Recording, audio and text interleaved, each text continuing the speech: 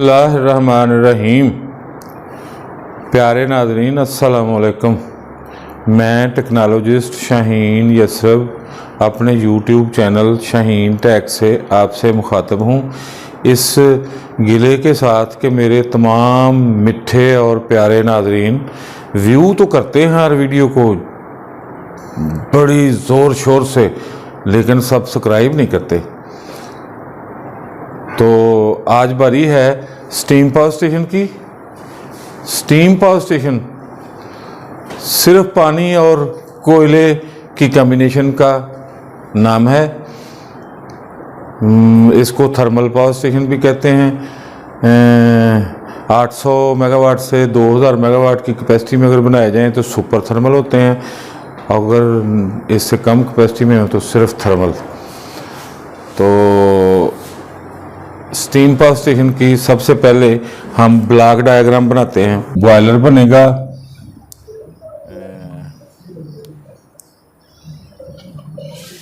Boiler दो तरह के होते हैं, फायर ट्यूब बॉयलर और वाटर ट्यूब बॉयलर। ये स्टीम पावर स्टेशन में फायर स्ट्रोक बॉयलर, जिसको वाटर ट्यूब बॉयलर कहेंगे, यानी ट्यूबों के अंदर पानी होता है, बाहर आग जलती है। तो इस तरह का बॉयलर जो है वो स्टीम पावरों में इस्तेमाल होता है। तो इधर जनाब ये हमारे यहाँ ये नहीं समझ लें कि ये कोयला स्टोर हुआ है, और इधर है यानी कोयला पीसने की मशीनें लगी हुई हैं, और इधर ये पल्वराइज़र है, यानी पाउडर नुमा कोयले में से लोहे की चीज़ें मकनातीसों से या कोई और चीज़ें हाथ से या वैसे स्टेनर से इसको साफ़ करके फिर ये फीड किया जाता है बॉयलर में। ये पल्वराइज़र इसको कहते हैं, पल्वराइज़र। इधर इसके साथ ही ये ब्लोअर लगाया जाता है जो इसको हवा देता है। इधर इसमें से ऐश निकाली जाती है। टरबाइन यानी स्टीम टरबाइन, और ये है इसके साथ फ्लेक्सिबल कपलिंग से जनरेटर जुड़ा हुआ है, जो दोनों ही इकट्ठे एक बेड प्लेट पे नस्ब किए जाते हैं। तो इधर इसको वाटर फीड किया जाता है। ये नहर होगी, जो भी होगा, दरिया होगा, इसमें से पानी लिया जाएगा। ये वाटर प्रोसेसिंग प्लांट इधर लगाया जाता है, यानी वाटर ट्रीट करके देंगे बॉयलर को। वाटर प्रोसेसिंग लगेगा, और ये पंप इधर लगेगा। ये कूलिंग टावर इस तरह से ट्रेपेजॉइडिकल बनाया जाता है। तो ये पंप है। ये डायग्राम है स्टीम पावर स्टेशन की। इससे ये बात वाज़ेह हो जाती है कि सबसे पहले इधर कोयला स्टॉक किया जाता है, फिर इसको बाल मिल से पीसा जाता है। ये फिर पल्वराइज़र में इसमें से देखा जाता है कोई चीज़ ऐसी जो बॉयलर में जाकर नुकसान ना पहुंचाए। अगर कोई फेरस मेटल की चीज़ें हैं तो उसको मैग्नेट से सर्च आउट किया जाता है। अगर इस तरह कि ये सारी छानबीन करके, यानी रिफाइनिंग करके पिसे हुए पाउडर की, ये कोयला पाउडर में हो जाता है। फिर ये फीड किया जाता है बॉयलर को, साथ ही गर्म हवा। तो सबसे पहले ये होता है कि इधर ये जो पानी है ये अपना फीड किया जाता है बॉयलर में। ये फीड वाटर इधर से हार्डवेल से लेके ये इसको फीड किया जाता है, यानी सबसे पहले पानी भरा जाता है बॉयलर में। पानी भरने के बाद फिर उसमें कोयला फीड किया जाता है, फिर हवा देकर आग जलाई जाती है, तो स्टीम बननी शुरू हो जाती है। जब ये टरबाइन जो है इसको स्टीम दी जाती है तो ये चलना शुरू हो जाती है। तो इसके साथ ही जनरेटर घूमना शुरू हो जाता है। जनरेटर जो होता है वो टर्बो जनरेटर होता है। इसके साथ फ्लेक्सिबल कपलिंग के साथ एक ही प्लेट पे टरबाइन के साथ जोड़ा जाता है। टरबाइन जो होती है वो इम्पल्स या रिएक्शन हो सकती है स्टीम पावर स्टेशन में। तो अगर तो स्टीम बॉयलर जो है उसका प्रेशर सिंक्रोनाइजिंग स्पीड के आसपास हो तो ठीक है, वरना रिडक्शन गियर लगा के टरबाइन की स्पीड कम करके जनरेटर को सिंक्रोनस स्पीड पे लाया जाता है। तो जनरेटर जो है वो टर्बो जनरेटर होगा, उसमें 2 या 4 पोल लोड किए जाते हैं उसके रोटर में, तो उसको टरबाइन से घुमाया जाता है। जब टरबाइन में स्टीम जो है वो अपना काम कर लेती है, थक जाती है, यानी पानी में तब्दील होना शुरू हो जाती है, तो फिर वो आ जाती है कंडेंसर में। कंडेंसर से फिर उसको कूलिंग टावर में ला के फिर दोबारा कंडेंसर से हॉट वेल में भी लेके आ सकते हैं। हॉट वेल से उसको बॉयलर को दोबारा फीड कर सकते हैं, या फिर फालतू पानी हो तो फिर कूलिंग टावर में भी रखा जाता है। जब ये असल में रैंकिंग साइकिल पे काम करता है स्टीम पावर स्टेशन, यानी एक दफ़ा 100 मेगावाट का जो पावर स्टेशन है उसको तकरीबन 2500 क्यूसेक यानी 70-72 हज़ार लीटर जो पानी है वो दे दिया जाता है। फिर कोयला जो है उसकी पहले ही हम वजाहत कर चुके हैं कि 0.6 kg जो है वो 1 किलोवाट आवर एनर्जी पैदा करने के लिए हीट मुहैया करता है। 860 किलो कैलोरी जो 1 किलोवाट आवर की रेटेड हीटेड कैलोरीफिक वैल्यू उसको दरकार होती है। तो ये 2500 क्यूसेक जो है पानी तकरीबन इसमें भर लिया जाता है।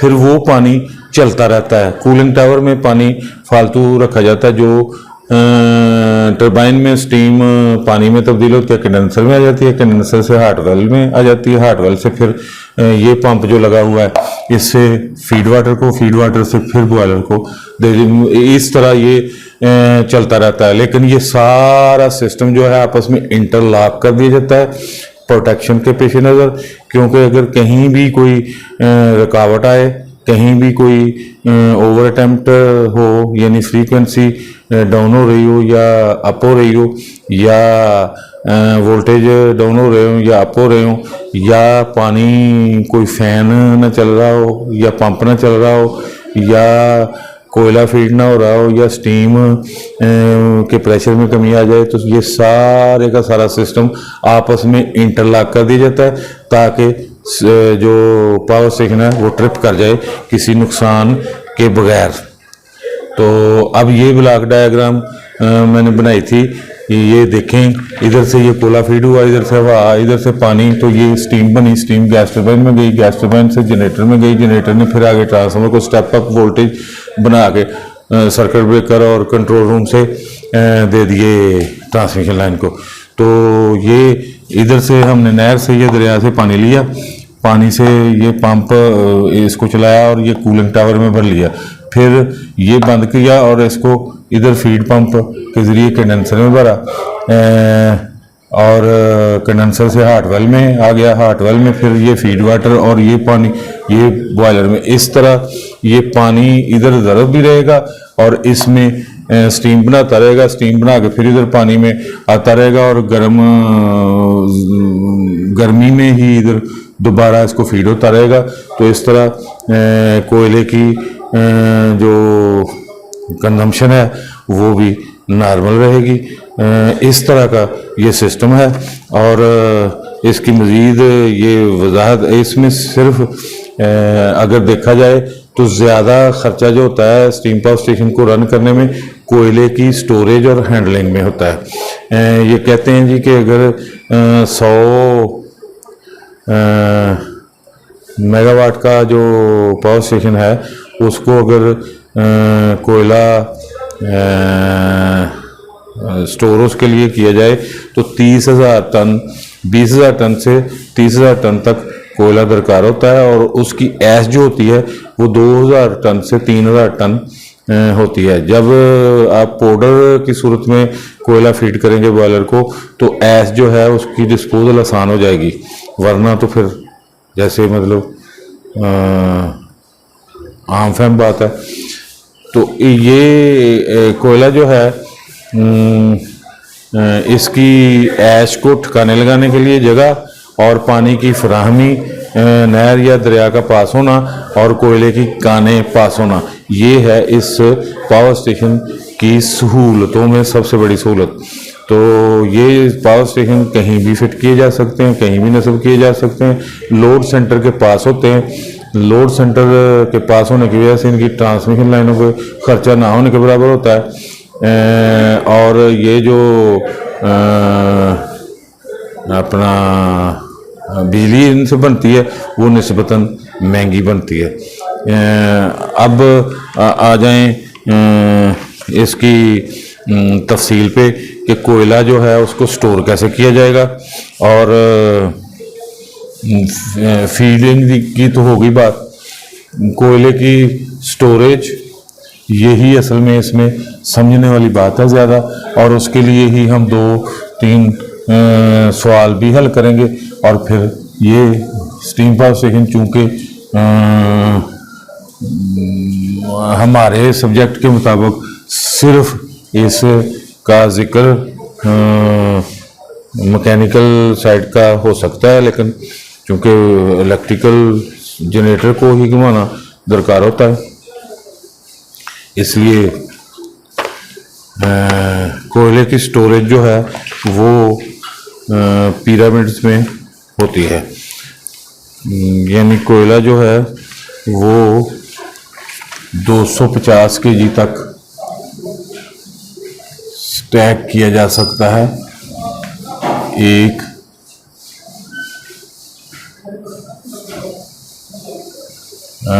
केजी 250 kg स्टैक किया जा सकता है 1 क्यूबिक मीटर में, और 26 kg स्टैक किया जा सकता है 1 क्यूबिक फुट में।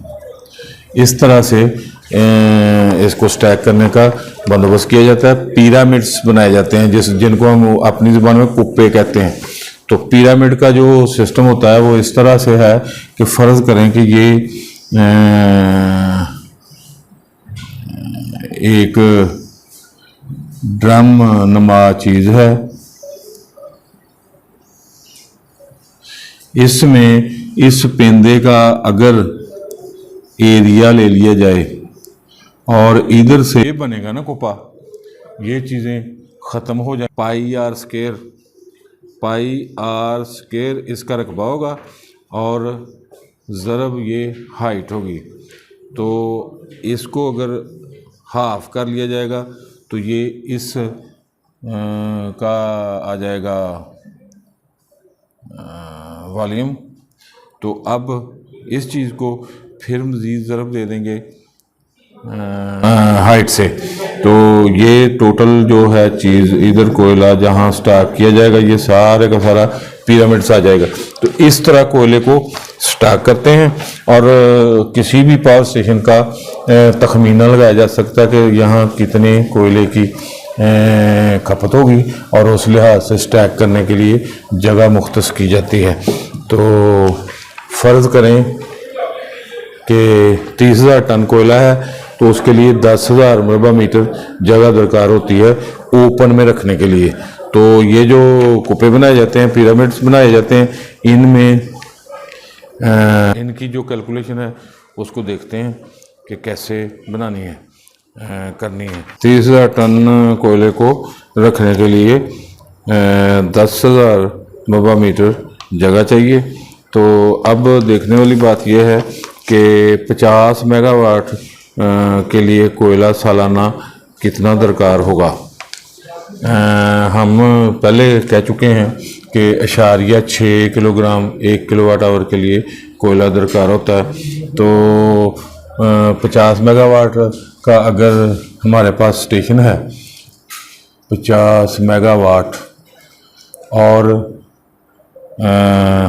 50% लोड फैक्टर है इसका। यानी लोड फैक्टर का मतलब ये है कि 24 घंटों में 12 घंटे चलेगा।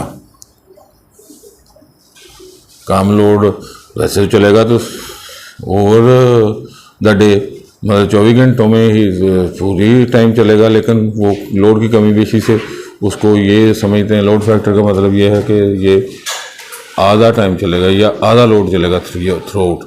तो फिर इस 50 मेगावाट का मतलब ये है कि 50,000 के लिए, यानी सालाना अगर इसको 50,000 किलोवाट आवर अगर ये करता है पैदा, तो फिर 365 और 24 के लिहाज से ये हो जाएगा 4,38,10 की ताकत 6।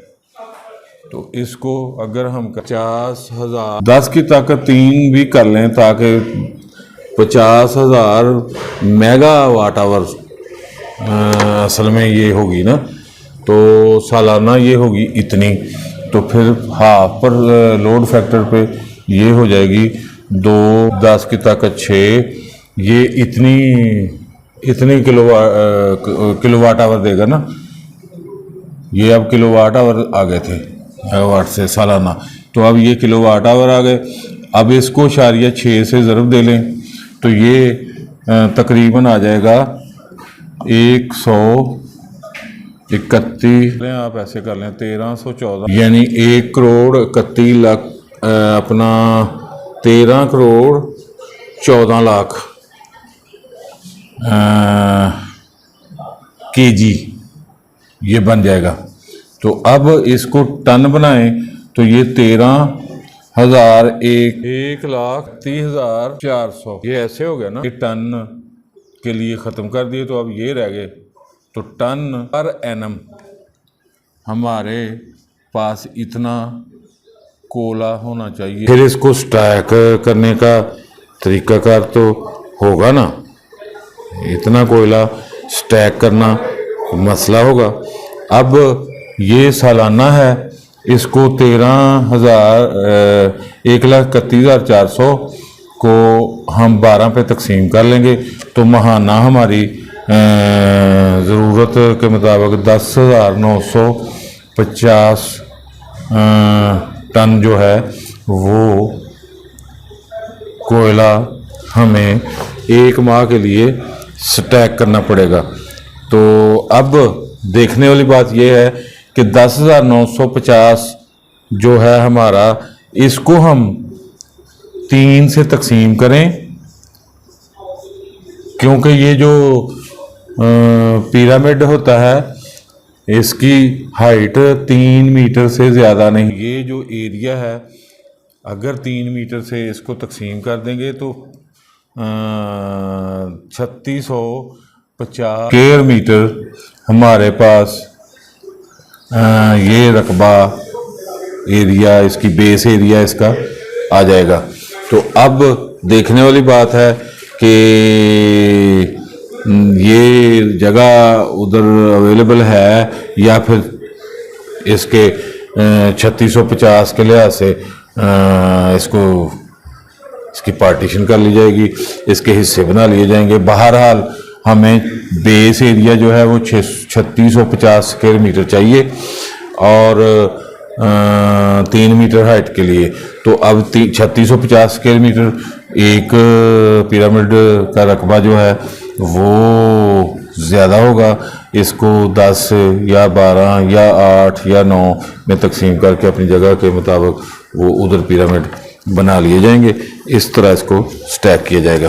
तो इसके बाद अब देखने वाली बात यह है कि स्टीम पावर स्टेशन की वजाहत सिर्फ इतनी थी कि कोयला जो है उसको पीस कर बॉयलर को फीड किया जाता है, दूसरी तरफ से बॉयलर को पानी दिया जाता है और कोयले की हीट से पानी जो है वो स्टीम में तब्दील होता है और स्टीम जो है वो स्टीम टरबाइन को में फैलाया जाता है और स्टीम टरबाइन चलती है। नतीजतन जनरेटर जो है वो बिजली पैदा करता है और जनरेटर के आगे ट्रांसफार्मर, सर्किट ब्रेकर और प्रोटेक्शन सिस्टम, बमा बैटरीज लगा के पूरे का पूरा वो स्टीम पावर स्टेशन जो है उसको चालू किया जाता है। और सारे का सारा सिस्टम प्रोटेक्शन के पेश नज़र इंटरलॉक कर दिया जाता है, ताकि कोई भी फॉल्ट, कहीं भी कोई रुकावट, कोई दुश्वारी वाज़े हो रही हो तो उधर प्रोटेक्शन सिस्टम इन एक्शन होकर उसको स्टीम पावर स्टेशन को बंद कर दे। तो अब इसके अलावा इसकी और तो कोई वजह नहीं। कोयला स्टैक करने का तरीकाकार था, वो पिरामिड बनाए जाते हैं, उसका मैंने बेस एरिया निकालने का तरीका और उसकी हाइट 3 मीटर रखने की बात भी बता दी है। तो इस तरह पिरामिड्स में कोयला स्टैक किया जाएगा। जब वो आता है कोयला रेलवे लाइन के ज़रिए या गाड़ियों की, तो उसको उतारने के लिए भी वैगन्स बनाई होती हैं। अगर रेलवे की हो तो उधर हाइड्रोलिक वैगन्स होती हैं जो कोयले को स्टैक कर लेते हैं, लाइन के पास ही उसकी जगह मुख्तस की होती है। तो अगर गाड़ियों के ज़रिए आए तो फिर भी गाड़ियों में भी आजकल हाइड्रोलिक सिस्टम है, उससे उसको अनलोडन ट्रक कर दिए जाते हैं या अनलोड कर लिया जाता है। तो फिर उधर वो बाल में मिल्स लगाई जाती हैं और उधर ही उसको पीस के कन्वेयर बेल्ट के ज़रिए शिफ्ट किया जाता है। कन्वेयर बेल्ट के ज़रिए ही बॉयलर को फीड भी किया जाता है। इस तरह का बंदोबस्त किया जाता है। जब कोयला और पानी मिलकर स्टीम बनाए तो स्टीम जो है उसके लिए 100 मेगावाट का जो पावर स्टेशन है उसको अगर 30,000 टन कोयले की ज़रूरत है तो उसको 2500 क्यूसेक पानी की भी ज़रूरत है। तो ये दोनों चीज़ें यकसा तौर पे बॉयलर को फराहम की जाती हैं और आग जलाकर काम शुरू किया जाता है।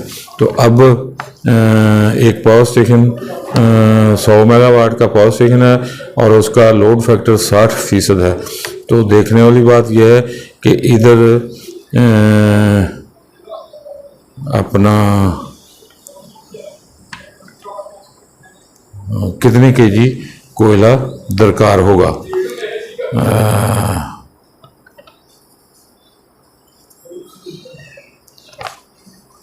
100 मेगावाट का मतलब ये है कि 100 मेगावाट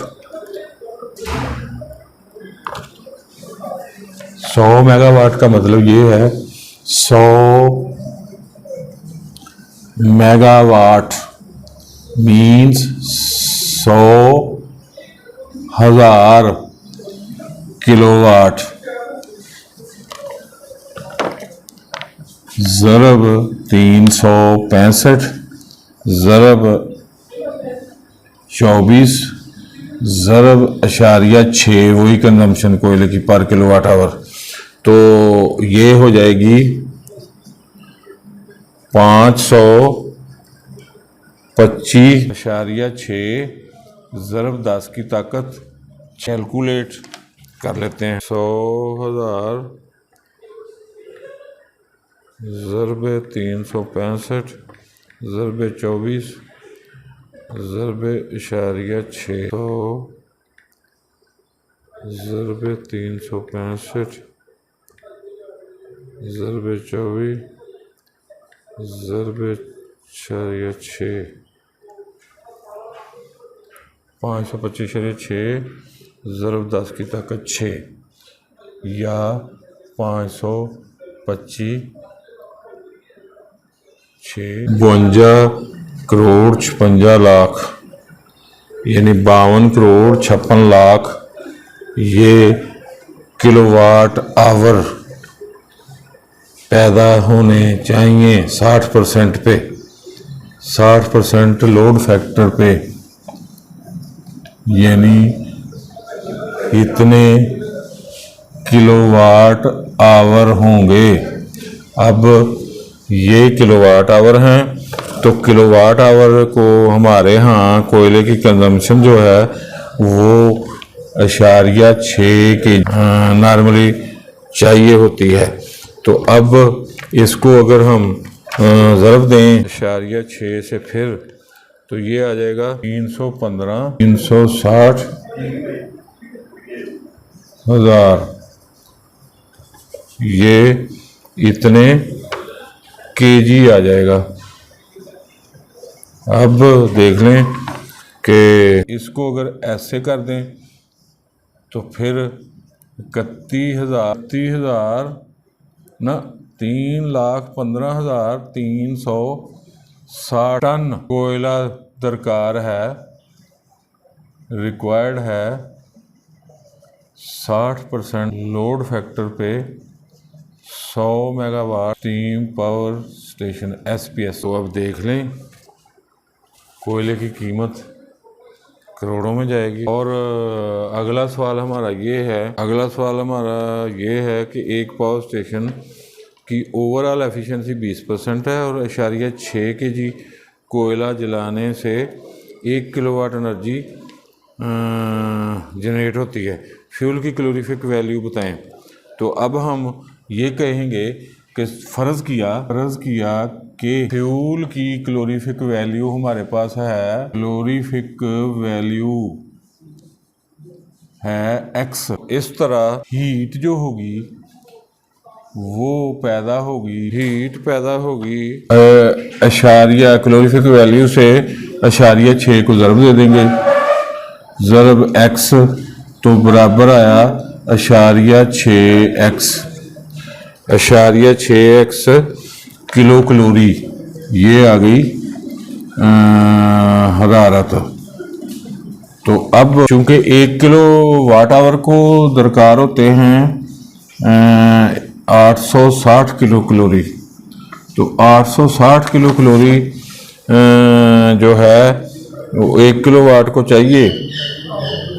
तो टोटल जो हीट है हमारे पास वो 0.6 है और ओवरऑल एफिशिएंसी जो है वो 20% है। तो अब देखें कि ये 0.2 कर लें इसे, ये 0.860 बटा 0.6x कर लें और 860 बटा x बराबर 0.2 ज़रब 0.6। तो अब x बराबर जो होगा वो 860 तकसीम 0.12 हो जाएगा। तो 7166.66 किलो कैलोरी उसकी होगी कैलोरीफिक वैल्यू। अब देख लें ये आंसर आ गया। यानी इधर से थोड़ी सी वजाहत कर लेते हैं कि ओवरऑल एफिशिएंसी जो होती है, ओवरऑल एफिशिएंसी बराबर होगी पर किलोवाट आवर पर kWh किलो कैलोरी रिक्वायर्ड। तो हीट ड्यूस हो रही है जो प्रोवाइडेड, तो ये है 20% और ये है 860 किलो कैलोरी और ये है 0.6x। तो अब इसको भी इधर ले जाएं, 0.6x ज़रब 0.2 पर यूनिट वैल्यू आ जाएगी 20% की और 860 इधर रह जाएगा। या फिर ऐसे कर लें कि x बराबर 860.6 और 0.2, तो ये आ जाएगी 7166.7 किलो कैलोरी। मतलब इस तरह से एस्टिमेशन की जा सकती है। ये बात स्टीम पावर स्टेशन के लिए जो सरसरी सी इसकी वजाहत थी वो मैंने कर दी है। अब ये टॉपिक जो है वो तकरीबन वाज़ेह हो गया है, इसलिए अगली वीडियो में अगले टॉपिक पे चलेंगे।